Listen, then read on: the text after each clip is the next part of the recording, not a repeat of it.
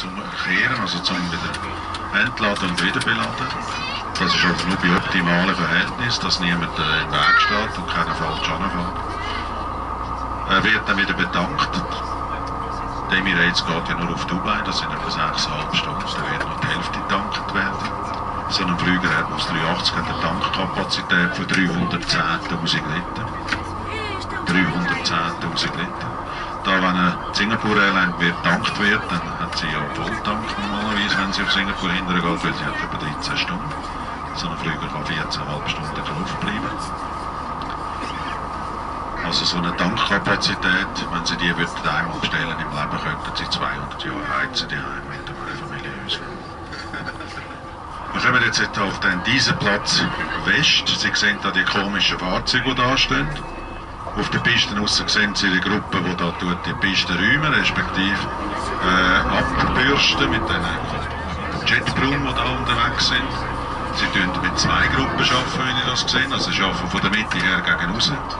Normalerweise fährt eine Gruppe auf einer Seite runter mit 7 Fahrzeugen, auf der anderen Seite wieder runter. Am Schluss kommt der Schneeschleuder und dann noch ein Spritzfahrzeug, das so eine Dieselflüssigkeit auf die Pisten abbringt. Das ist analog Salz auf der Straße, aber da hat man kein Salz einsetzen, sondern das ist ein Harnstoffgemisch, je nachdem wie kalt das ist. Die tun jetzt die Piste wieder säubern und wenn dann da alle zusammen runtergefahren sind, ist hinterher die Piste wieder parat. Sie sehen da ganz das letzte Auto, hat das Anhängerli dran. Also kennen Sie das geile Autoöli, der Jeep dort draussen, hat das Anhängerli dran. Dort tun sie sogar den Widerstand messen, wo die Piste dann gibt, wenn das geräumt ist, so dass ein Pilot kann sagen, es ist der Widerstand auf dieser Piste. Das muss man natürlich auch festlegen, das muss man festhalten, dass wenn irgendetwas passieren würde, dass man das kann anweisen kann, dass die Piste okay war.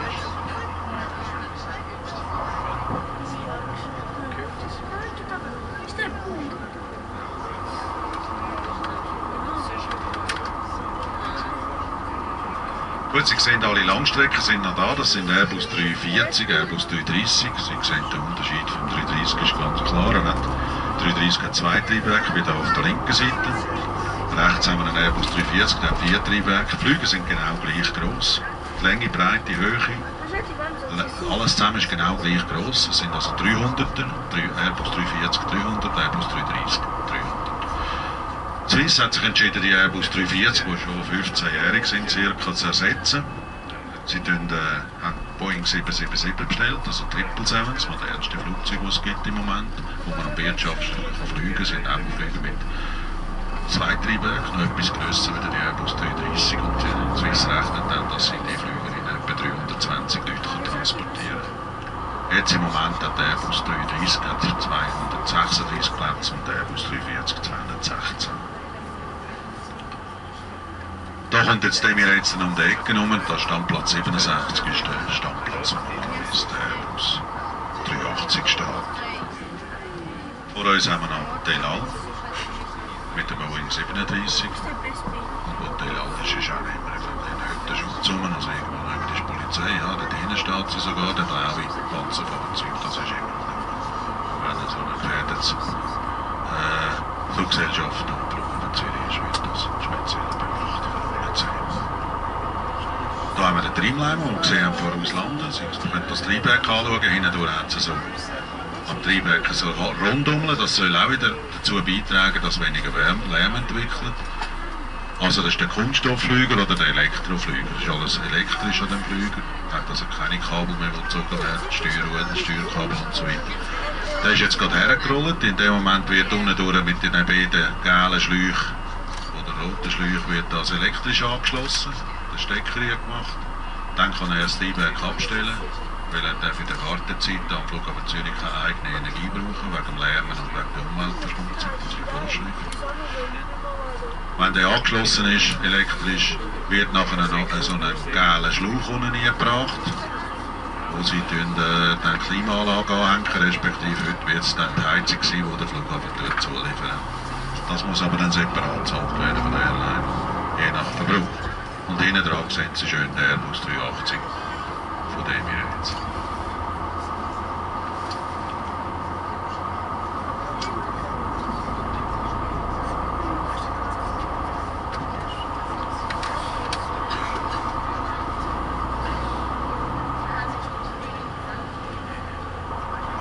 schönen, farblich schönen Flügen sehen wir da Thai Airways, das ist auch ein Airbus 340, aber das ist der grösste, der je gebaut wurde, das ist ein Airbus 340-600. Sie haben etwa 300 Leute Platz drin. Sie sehen, da wird Fracht eingeladen mit dem Highloader voraus, hinten durch die Paletten, die Container, die man da hat, das ist alles Passagiergepäck, das da auch nach unten reingeht. Unten durch sehen Sie auch die beiden gelben Schläuche, da wird offensichtlich intensiv geheizt, die sind jetzt ziemlich unter Druck.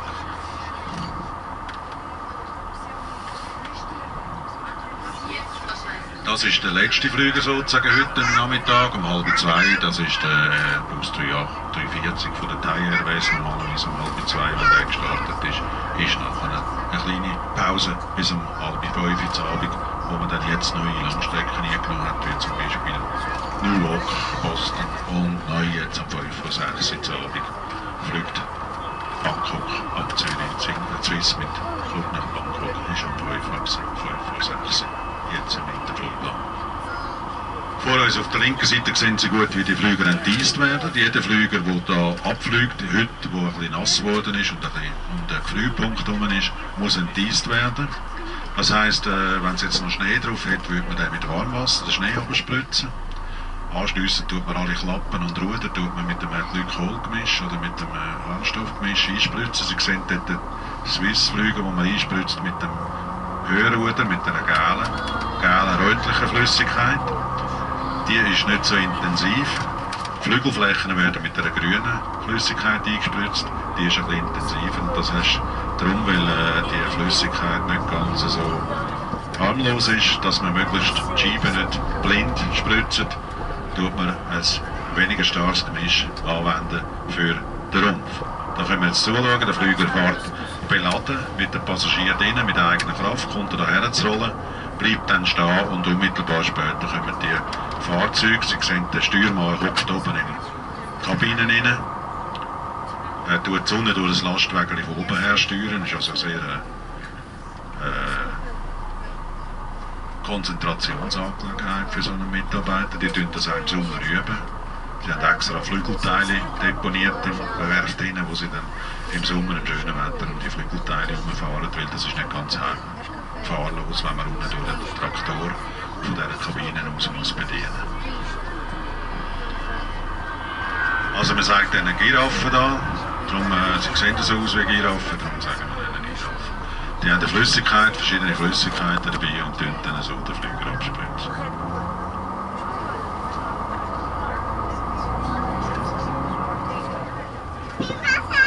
Wenn der Flüger abgespritzt ist, geht direkt Fürschi, wie da vorne was ist das, ein Edelweiss? Nein, Helvetik, das ist der Airbus 319 von Helvetik. Das ist gut, ja. Also unmittelbar, nachdem das eingesprayt ist, dann tun wir nicht warten, dann soll der Flüger möglichst gleich starten, weil die Flüssigkeit läuft ja runter und könnte ja wieder gefrieren, wenn es jetzt wieder Schnee drauf gibt und regnet. So tut der Flüger dahinter rollen, Sie sehen auch den Flügel. Die grüne Flüssigkeit auf dem Flügel oben, das tut sicherstellen, dass all die Ruder und Klappen während dem Start bis auf, wo es dann trocken ist, können bewegt werden. So ist das Problem. Das ist dann sogar der Embraer von der Helvetik neu. Kommt Helvetik die Embraer über, wo sie dann für etwa 50% für die Swiss Linienflüge durchführen. Es ist sogar eine komische Situation. Also die Jumbolino-Ketten, die bei der Swiss den Jumbolino geflogen haben, die können jetzt auswählen, ob sie eine Zeit lang wollen für die Helvetik fliegen auf dem Embraer oder ob sie wollen auf dem Jumbolino bleiben, bis dann der Bombardier kommt. Also da sind Swiss-Piloten drin bei der Helvetik und der Embraer fliegen.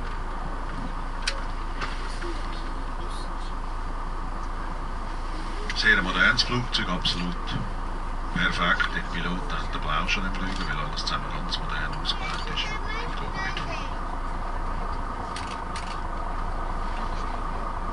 So ein Flüger startet, der hebt etwa ab bei 182 Stundenkilometer, gelandet wird etwa bei 240 Stundenkilometer. Das ist bei diesen Düsenflugzeugen fast schon etwa ähnlich.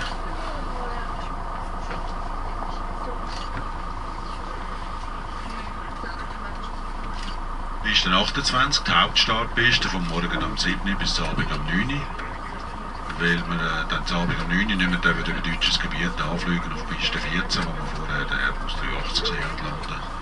Müssen wir dann die Piste nehmen als Landepiste, genau in der Richtung, wo der Flüger jetzt steht. Da tun wir also über Winterthur, Baselsdorf, Kloten, tun wir über den Ostanflug landen ab am Abend um 9 Uhr.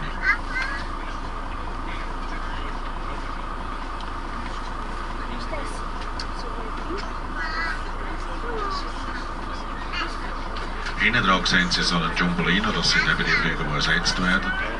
So eine Flügerin hat 97 Plätze. Er wird mit 2 Cockpit und 2 Kabinenbesatzungskrew geflogen.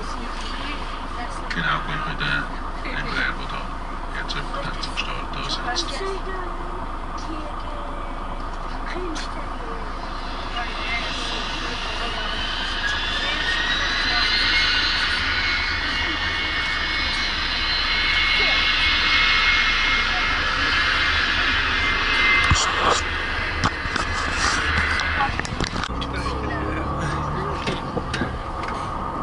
Das Mikrofon vorne geht es weiter. Wenn Sie gerade überall schauen, über den Jumbolino, sehen Sie ein grosses Hochregallager, das ist ein Teil von der Fracht.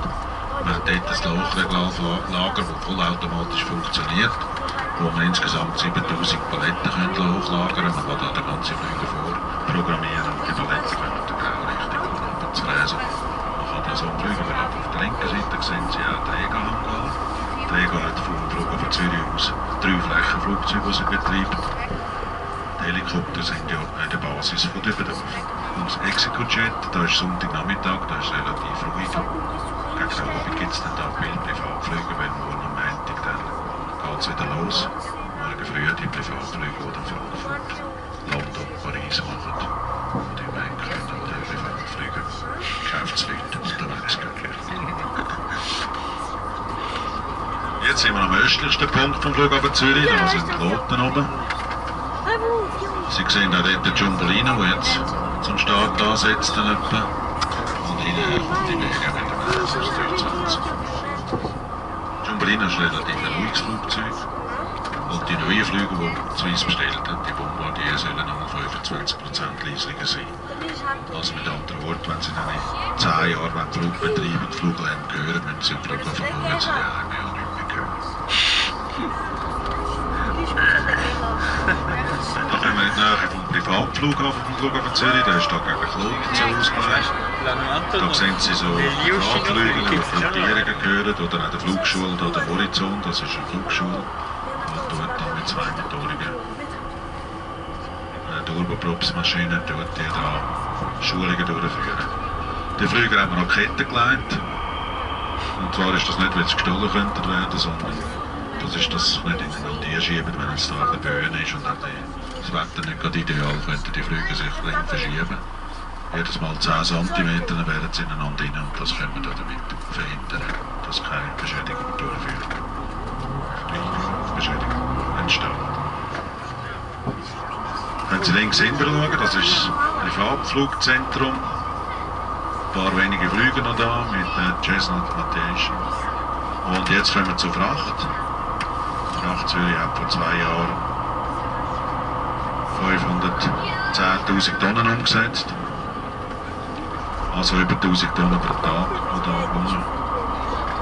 hantiert werden. Ein grosser Teil geht auf dem Landweg weg, etwa 25%, weil die Jumbolino, die grossen Kisten gar nicht eingeladen werden. Das wäre dann schwer. Die werden dann auf Frankfurt, München oder auf Mailand aber mit dem Lastwagen transportiert. Zürich Flughafen ist eigentlich kein Frachtflughafen. Im Sommer haben wir 3 Frachtflugzeuge pro Woche. Und sonst haben wir keine eigenen Frachtflugzeuge am Flughafen Zürich.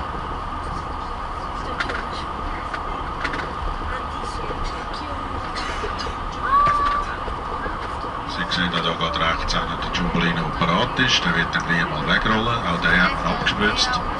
Dass wir ein bisschen schneller sind, haben sie jetzt den am Standplatz abgespritzt. Wenn der weggerollt ist, muss das Fahrzeug kommen. So ein Saugfahrzeug, wie da eins vor uns eins fährt, rechts. Der tut dann die Flüssigkeit wieder aufsaugen. Weil wir möchten ja möglichst wenig in den Abwasser rein haben. Abwassen von allen Flächen tun wir selber reinigen am Flughafen Zürich. Wir haben eine eigene Kläranlage. Beinhaltet etwa 24 km unterirdische Leitung mit Kavernen, wo das Wasser abgestanden wird. Und nachher, wenn es auf 5% abgereinigt ist, tun wir es versprechen. Wenn Sie links vorne schauen, sehen Sie den alten Turm, die alten Silhouetten noch. Den brauchen wir nicht mehr, den alten Turm haben wir ausgeräumt. Den haben wir nicht mehr Wendkonzept zugeführt. Also wenn Sie mal eine Party machen, kommen Sie doch am Flughafen. Mieten Sie doch den Raum, dort oben ist noch spektakulär. Zu jeder Tages- und Nachtzeit, es kann jetzt Nacht sein. Im Mai ist es gut besetzt, weil da kommt sogar ein Zivilstandsamt Kloten kommt da raus und dann viele Ziviltrauungen dort. Also wir fahren jetzt am Dock A vorbei, das sind alles Standplätze von diesen Flügen, die in den europäischen Raum gehen, also in den Schengen-Raum. In der Mitte haben wir den Turm, auf der oberen Ebene ist Skyguide drin, der den Anflug und den Abflug überwacht. Zusammen mit den Skyguide-Leuten in Dübendorf. Und auf der unteren Ebene sind Leute vom Flughafen drin, die die ganze Vorfeldbewegung steuern und koordinieren.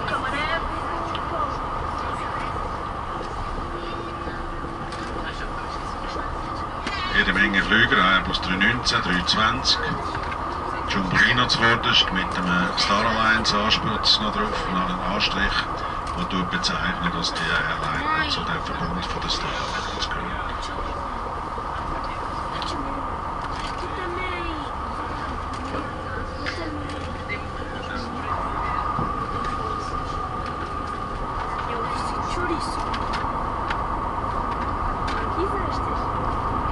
Also die Feuerwehr tut noch das Auto lüften. Also, ihr seht, da gerade in der Garage steht eines von diesen Feuerwehrautos. Das sind insgesamt 5 Flugzeuglöschfahrzeuge, die wir hier am Flughafen Zürich einsetzen.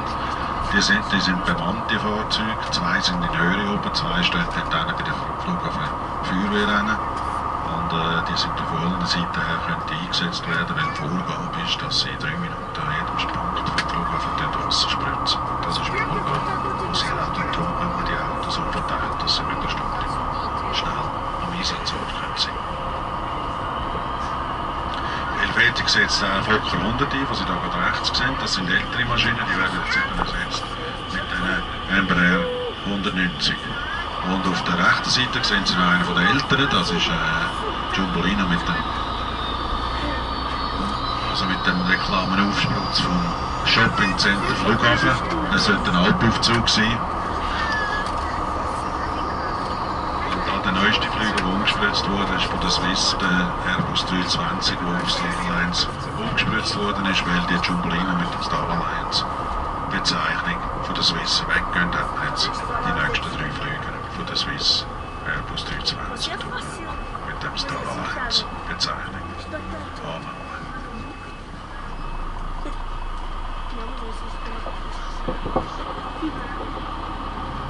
Sind wir unter dem Airside Center. Airside Center ist das Verweil- und Aufenthaltszentrum, wo alle Passagiere sich vorbereiten auf den Abflug. Hier haben wir etwa 60 Läden auf verschiedenen Ebenen. Alle Läden haben eine Umsatzmiete und eine Fixmiete. Weil wir wollen ja auch Läden drin haben, die nicht so viel Umsatz machen. Wir wollen der Kundschaft anbieten, dass sie jeder etwas kaufen kann in dem Laden. Wenn man Zeit hat, braucht man ein bisschen Geld. Was machst du in dieser Zeit? Ein bisschen einkaufen. Man braucht überall noch ein Geschenk mitzunehmen und so weiter. Und darum haben wir auch zum Beispiel einen Lollipop drin oder einen Swatchladen. Und das ist da im Airside Center daheim. Und aufgrund von diesen Zahlen, die wir wissen, aus der Statistik, wissen wir auch, dass jetzt im Moment jeder Passagier 41 Franken 60 Rappen ausgibt. Wie viel gut jeder Passagier? 41 Franken.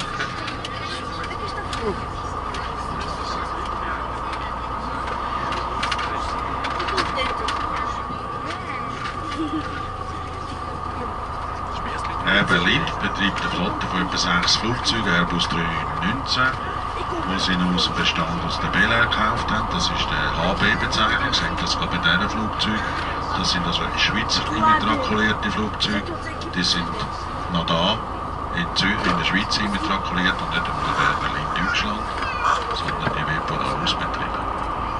Hat den Vorteil, in gewissen Landegebieten kann man mit einem HB-Flüger direkt anlanden, wenn das ein Immatrikulation Deutschland wäre, hätten die gewisse Vorschriften, die müssen einhalten mit einem Zwischenhalt an einem anderen Ort, weil sie nicht direkt am Ziel sind. Du einmal rumrücken. Zum Teil griechische Inseln.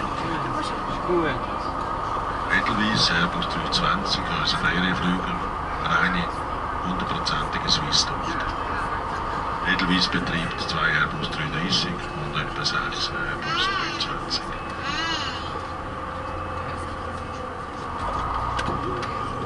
Ja, da hinten ist wie Sonntag, nichts los. Das ist hier in der Werft SR Technik. Das sind die Garagen, wo man die Flüge revidieren. Auf der linken Seite noch Gay Gourmet. Die grösste Wohlküche im Flughafen Zürich. Da arbeiten etwa 650 Leute und stellen pro Tag im Schnitt etwa 42'000 Menü her. Im Saison geht das auf 55'000 Menü. Auf der linken Seite das älteste Gebäude vom Flughafen Zürich, Jahrgang 48, der Bogenhangar. Dazu war das der grösste Gebäude, das so freitags Dach hat. Steht unter Denkmalschutz, darf man nicht mehr setzen. Und das neueste Gebäude geht rechts hin. Das ist die neue Schalldämpferanlage. Kostenpunkt etwa 35 Millionen, seit einem halben Jahr in Betrieb. Da können wir sogar einen Airbus 3, sogar einen Jumbo, einen neuen einstellen, hinterschi, und können da einen Standlauf machen mit den Triebwerken zu jeder Tages- und Nachtzeit. Und so können wir auch die ganze Umgebung möglichst wenig beschauen. Auf der linken Seite die Werft 1 mit den grauen Tor, da werden die grossen Überholungen gemacht. Jedes Flugzeug muss nach 5 Jahren oder nach 30'000 Flugstunden muss in eine grosse Überholung, da wird alles auseinandergenommen, rausgeschraubt. Alle Teile werden revidiert, überholt, kontrolliert und wieder eingebaut. Das dauert etwa 3 Jahre, kostet zwischen 3 und 6 Millionen Franken, je nachdem wie der Flüger aussieht. Und vorne dran unsere die grosse Halle in 70 Jahren bauen und ganz mal für den Jumbo gerechnet. Und das gibt es noch einen Jumbo, der landet in Zürich. Da innen werden jetzt auch die Airbus 340 und 330 gebaut von der Swiss. Die Tour sind 26 Meter hoch, wir könnten also auch einen Airbus 380 einstellen. Vom Platz her wäre das noch möglich. Aber die SR Technik hat keine Lizenz zum Airbus 380 und darum wird das auch wahrscheinlich nie der Fall sein. Weil jeder Mechaniker, der etwas an einem Flugzeug macht, muss eine Lizenz haben, muss eine Schulung haben, muss auch jeden Werk 2-3 Wochen Kurs machen, und wenn er dann die Prüfung bestanden hat, dann wäre die... Du machst mal einen bösen Blick hinter.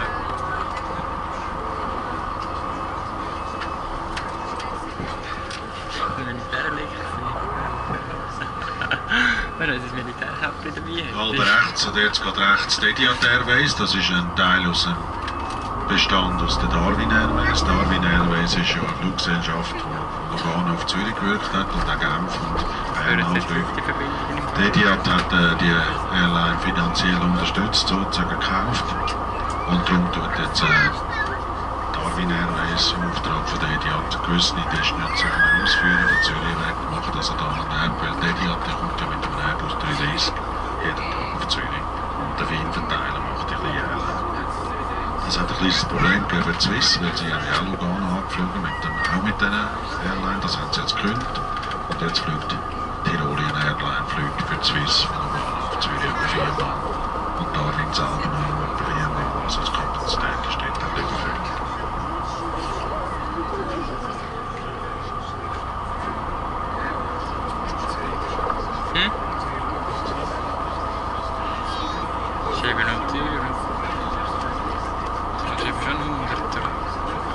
Links hinten sehen Sie die beiden grauen Gebäude. Sie kennen sofort an diesen schönen heimatlichen Läden an dort.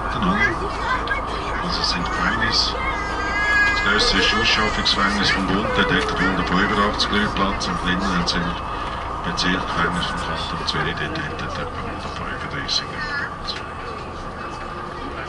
Am Flughafen Zürich arbeiten bei etwa 240 verschiedenen Firmen rund 25'000 Mitarbeiter. Allein bei der Flughafen Zürich AG haben wir 1600 Mitarbeiter.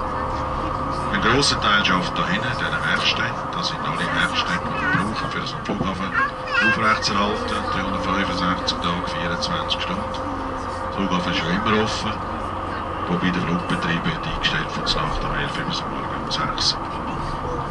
Gerade da rechts sehen Sie die Autowerkstatt, wo wir alle Autos warten. Offensichtlich ist da ein Jetplum gerade ausgefallen, sonst würde der nicht da stehen. Dann würde es die Maschine morgen als erstes revidieren, dass der wieder kommt. Und da steht auch noch einer drin, sehen Sie, also die wollen da sogar am Sonntag arbeiten, dass die Winterdienstmaschinen aufrechterhalten. Wir sind da in diesen Werkstätten hinein, da hat Schreiner, Schlosser, Späher, Gärtner, Krisengärtnerei. Ist auch sehr interessant für Stiften, also solche, die da lernen. Im Flughafen Zürich, wir haben etwa 140 Stifte. Ein Teil im kaufmännischen Bereich, ein Teil auch im handwerklichen Bereich. Elektronik und Informatik, alles kann man brauchen. Wie gesagt, Flughafen Zürich beschäftigt etwa 1600 Leute. Ein grosser Teil hier auf dem Bürogebäude links. Das sind alle unsere Büroleute. Was haben wir Gefängnis da für Dienst leisten?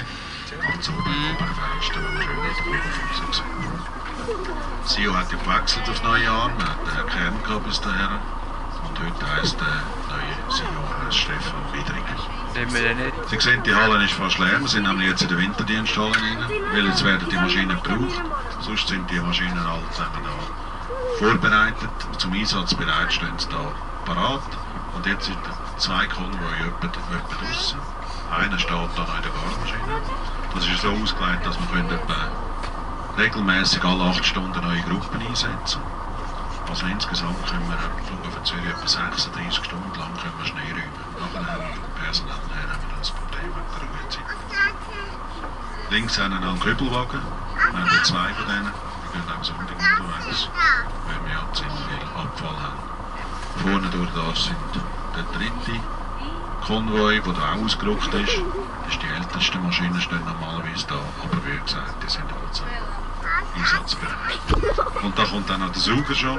Das ist eine sehr spezielle Situation. Die vordersten zwei Fahrzeuge da links hin, das sind Flächensuchfahrzeuge, also im Prinzip überdimensionierte Staubsauger.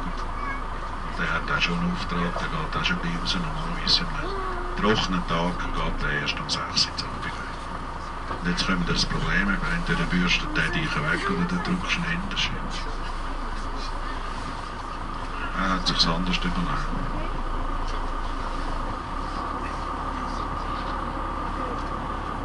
Vor uns haben noch einen Haufen Container, Kabel, Holz, Papier, Bett, Metall, Aluminium, tun wir alles schön aussortieren, da können wir viel Geld sparen natürlich. Sorge von denen. Flughafen hat keine eigene Feuerwehr mehr. Die ist übergegangen in die Stadt Zürich. Vor etwa 6, 8 Jahren haben wir das Ganze verkauft. Weil die Stadt Zürich hat das Problem gehabt. Im Norden von der Stadt Zürich haben sie auch die Vorgabe gehabt, dass sie mit 10 Mann nach 10 Minuten am Schadenplatz eintreffen nach Alarmauslösung. Und das haben sie nicht mehr einhalten wegen dem Verkehr von Zürich und Nord. Dann haben sie eine Lösung gesucht mit einer Dependance oder mit einer Übernahme vom Flughafen, dass der Flughafen etwas machen würde, hier im Norden von der Stadt Zürich. Und sie haben sich geeinigt, wir haben alles verkauft. Feuerwehr und Schutz und Rettung haben alles verkauft. Schutz und Rettung der Stadt Zürich. Also auf der rechten Seite sind alle Krankenwagen drin und auf der linken Seite alle Feuerwehrautos. Die ganze Feuerwehr ist auch aufgestockt worden. Sie haben grundsätzlich 27 Leute im Einsatz, die sind 24 Stunden da. Die arbeiten einen guten Rhythmus. Wir nehmen morgen um 6:45 an, bis am anderen Morgen um 7:45. In der Nachtzeit dürfen sie liegen. Sollte im Flüger ausnahmsweise kurz nach, muss eine gewisse Gruppe ausrücken, sodass die Sicherheit gewährleistet ist. Ansonsten sind sie da 24 Stunden arbeiten und gehen dann für 48 Stunden heim. Also mit anderen Worten, einen Tag arbeiten, 2 Tage frei. So kann man es sich vorstellen. Willst du Feuerwehr werden? Du schaffst 5 Tage 2. Was machst du für einen Rhythmus?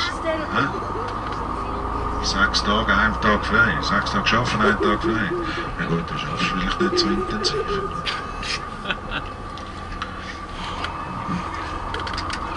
Ich selber bin ja 33 Jahre bei der Flughafenpolizei. Wir hatten den Rhythmus mit 6-3. So optimal. Hast du rauszählen, 6 Tage arbeiten, 3 Tage frei. Du hast genau gewusst, wenn du Weihnachten oder Ostern wieder schaffst. Hast du einen Freitag dementsprechend eingeteilt, dann hast du vielleicht 3 Tage frei, 2 Freitage dazu, hast du gerade frei. Das war bis vor 5 Jahren. Da habe ich mich pensionieren lassen. Heute komme ich freiwillig Rundfahrten und Führungen machen. Ich kann sagen, wenn ich will kommen. wenn sie etwas zu tun haben, bin ich da. Sonst habe ich immer noch ein bisschen frei.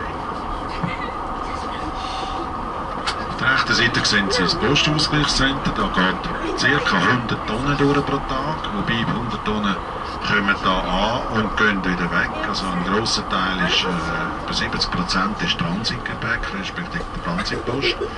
Weil die Post sucht sich natürlich einen Weg, der sehr solid ist, der konstant ist, der günstig ist und regelmäßig geflogen wird. Also die Post, die stillsteht, das ist sehr schlecht und darum hat man der Flughafen Zürich hat sich da grosse Scheiben abgeschnitten von der Transitpost gegenüber anderen europäischen Flughafen, weil wir haben da am Flughafen Zürich natürlich sozusagen nie einen Streik oder einen Unterbruch. Es läuft immer. Und die Post wird das natürlich schon hoch bewertet, dass sie Post können liefern. Darum geht etwa 70% von diesen Tonnage, also etwa 70 Tonnen pro Tag, kommt da per Flugzeug und geht wieder per Flugzeug weg, ohne dass sie in Zürich oder da in der Schweiz gebraucht wird. Also umsteigende Post. Der Rest ist Ankunft von der Schweiz ins Ausland oder vom Ausland in die Schweiz.